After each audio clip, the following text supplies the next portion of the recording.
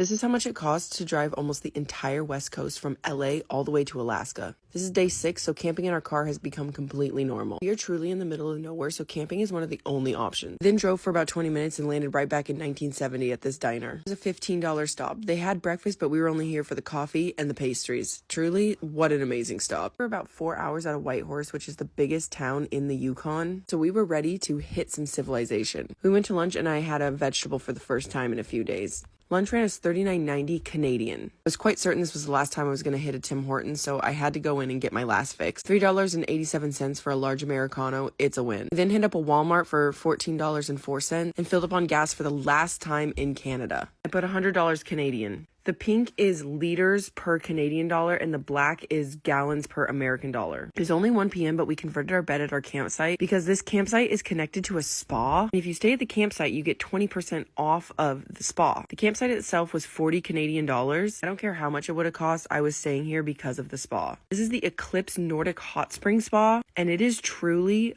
a dream. The entry for 2 people was $74.92 US. Whitehorse, Yukon in Canada is truly in the middle of nowhere, but if you find yourself there, you have got to hit up this spa. We spa'd for about 3 hours and then they have a little cafe on site, so we got some lunch. Lunch was 31 Canadian and anything at this place is worth it. We then went back into the relaxation room and we spent another 4 hours here. This place closes at 11 p.m. I love a hot spring, I love a spa, I love cake. So without a doubt, the Nordic Hot Spring Spa was a cherry on top to my trip.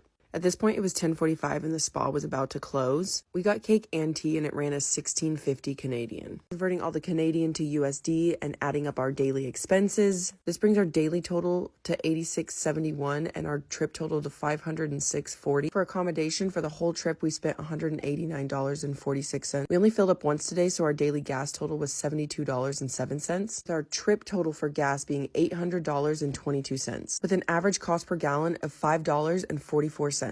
This brings our daily total to $261.72. This brings our trip total at the end of day 6 to $1,609.61. This is our last day in Canada, and tomorrow we are crossing back into America and hitting Alaska. Follow along if you want to know the total of this 3,600 mile road trip.